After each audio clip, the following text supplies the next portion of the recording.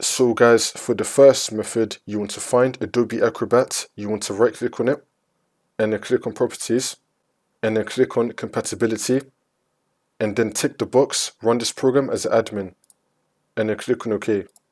See if that works. For the next method, you want to find the PDF file you're having a problem with, you want to right click on it, and then click on Open With, and then click on Choose Another App.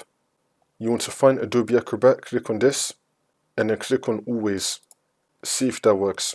For the next method, you want to go to Search and type in Add Remove Programs. Click on it.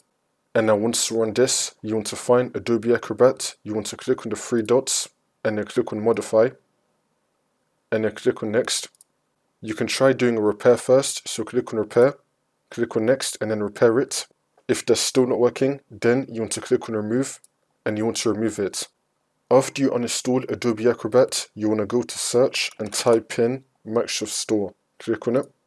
Once you run this, you want to search for Adobe Acrobat and then just re-download it again. Hopefully this will work for you.